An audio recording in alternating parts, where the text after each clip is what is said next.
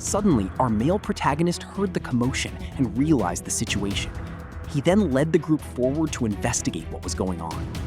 They were rushing rapidly towards the cave entrance to intercept the leader. But suddenly, the protagonist realized something was speeding towards her with the intent to strike. He quickly grabbed her hand to shield her from harm, leaving the leader of the thugs completely baffled, unable to comprehend what had just happened. Since he had failed to completely finish the girl off, he began to threaten. "I will kill everyone you know, one by one. No one will be able to save you." Their leader was shocked to see that one of his own men had struck them down. The situation was dire.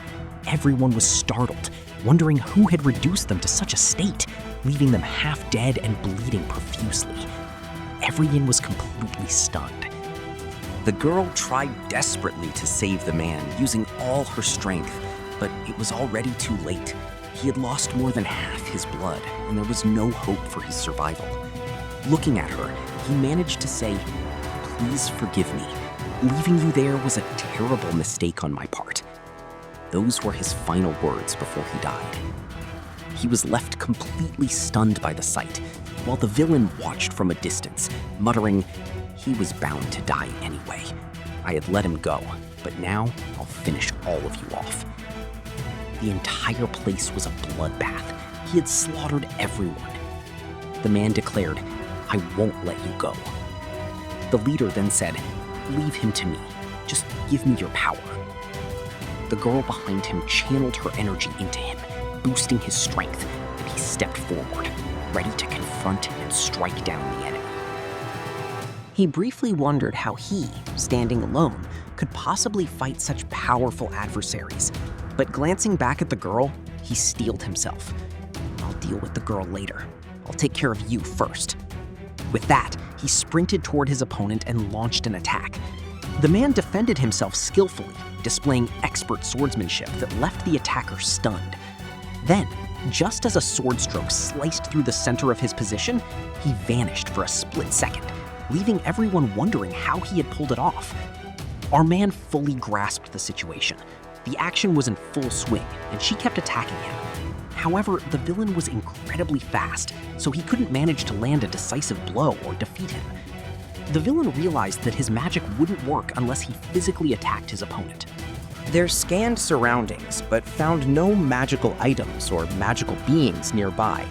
However, the girl behind him kept channeling power to his adversary. Enraged by this, and realizing he should have eliminated the girl earlier, he rushed toward her at full speed to finish her off. Suddenly, the man appeared from behind and began striking him with a sword. After being suddenly attacked from behind with a sword, the villain briefly wondered, "You certainly aren't one of those people who drive ordinary." He reflected on the fact that he had students, even more powerful than himself, whom he had trained. Yet, the sword strike proved ineffective. He was forced to dodge using his own skills, and the sword fight raged on. The battle had been raging for quite some time. Despite his best efforts, the leader was struggling to gain the upper hand because his opponent was incredibly fast. Eventually, he began to bleed, leaving him confused about exactly what had happened. Meanwhile, the villain, realizing she was now alone and weakened, decided it was time to finish her off once. But the story was different then. The man had already lost a lot of blood when the scoundrel approached and started killing him. Without waiting a moment, the leader unleashed his full power to set the entire area ablaze, intending to burn his target to ashes. But it was to no avail. He kept watching for a long time, yet the target was no longer there. He had already left by side. Then, just as the man was about to deliver the final, fatal blow with his dagger, the protagonist suddenly stepped in and saved the target once again.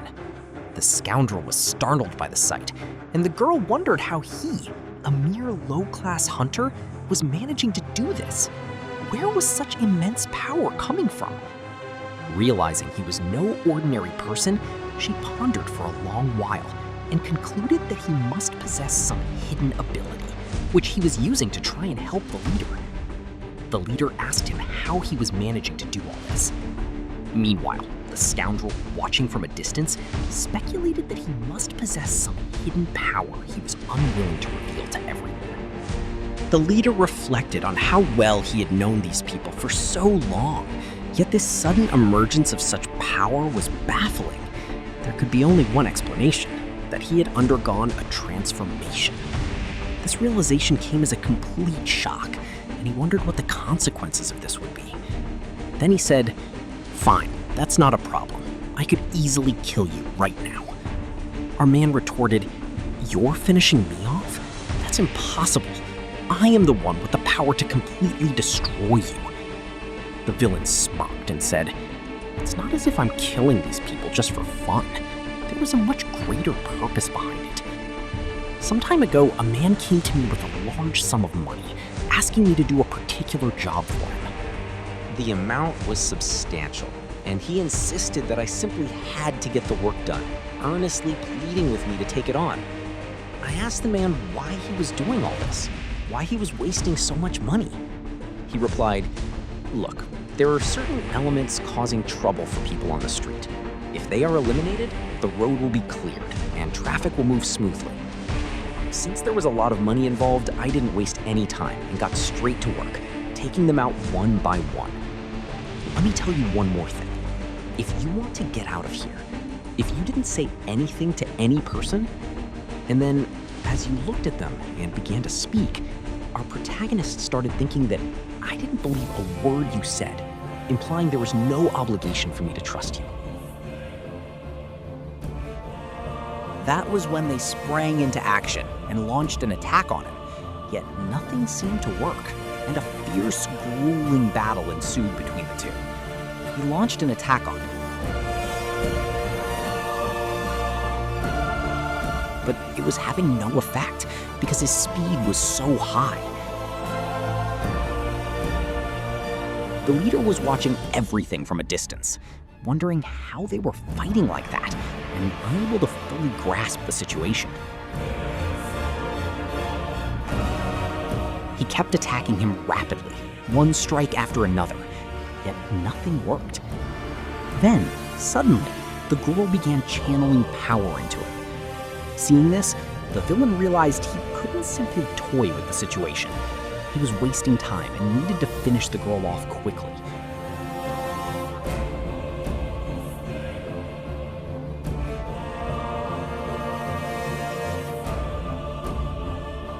Just as he moved towards her to strike the final blow, the leader stepped in and saved her. Meanwhile, the protagonist, who had been watching from a distance, suddenly the villain appeared right in front of him and launched a fierce attack, putting him in a very difficult position. He attacked him with such force that none of his moves were working. The villain was thinking that, "You're pretty durable, eh?" Our man had been standing there for quite some time, realizing that the system was reactivating, giving him the advantage and support he needed to take the enemy down. He stood his ground, weapon in hand, and challenged him. "Come at me, and I'll finish you off." The villain scoffed. "Have you lost your mind? I'm the one who's going to destroy you. I possess far more speed and power than you do. You can't even imagine how easily I'll wipe you out."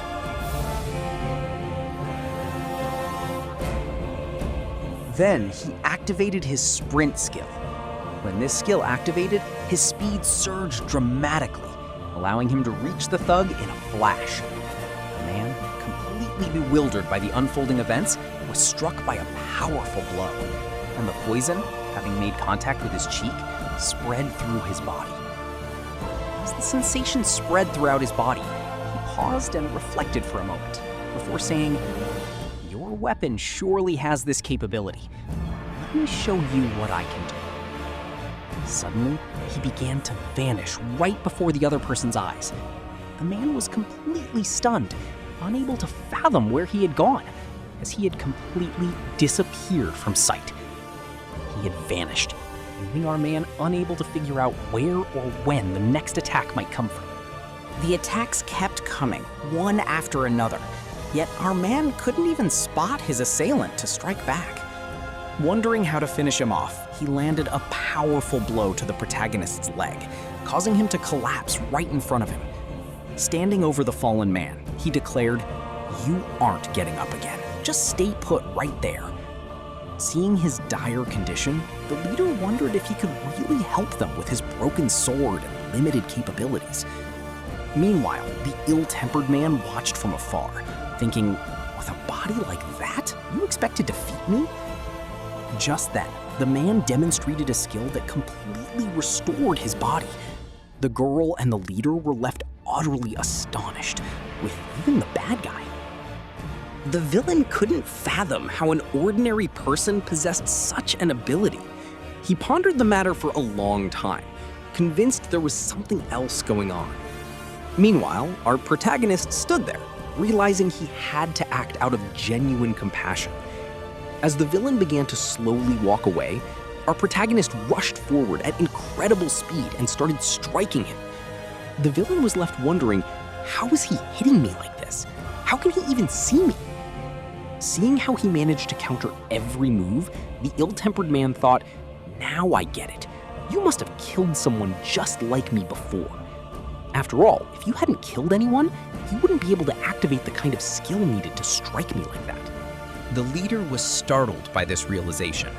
Then, declaring, "I'll show you my full power," he charged forward to attack. His attacks were proving futile because our man's power had surged to the point where he could block every single strike. The villain was baffled, wondering how his opponent was managing to parry such high-speed assaults. Then, for a brief moment, he activated his skill Killing Intent. His strength skyrocketed, and he shoved his adversary completely into the dark river, leaving the victim unable to comprehend what was about to happen. The entire area was plunged into darkness. There was nothing around, and he stood there all alone, facing a pair of glowing eyes that had been fixed upon him for a long time. A massive force was taking shape within the shadows, filling the dark expanse, and something was slowly penetrating his chest. It was a weapon, though at that moment he did not quite comprehend it. As he lay there, bleeding profusely from the mouth and muttering, "I have lost," I asked, "Who are you? What is your identity? How did you become so powerful?" He replied, "There must be something hidden within me." Meanwhile, because his skill remained active, his condition was rapidly deteriorating, pushing him closer to death, even as he continued to question him. The protagonist then asked, "Can you tell me how powerful I can become?" Looking at him, the other replied, "You are only as powerful as your shadow is long. There is no deviating from that." After saying this, he died. The system then showed him that he had gained 5 stat points. He reflected on how much stronger he had become compared to before, while a pool of blood lay before him. He wasn't startled by that. But then, suddenly, the girl appeared before him. She asked, "How are you? Are you all right?" Looking at him, the leader said, "If you hadn't been here, none of us would have survived." The leader then started looking around and wondering what could be done with these things. He then suggested closing the gate first. Hearing this, the leader remarked, "So are you planning to kill the boss all by yourself? I've seen your skills, but do you have any real idea if you can actually pull it off? We've reached this point only after overcoming so much trouble." He went over to the dead man and retrieved a weapon from his chest. He noticed a component runestone there that, once obtained, would allow him to activate a specific function. From a distance, the others called out, "We're moving ahead. You follow us later, okay?"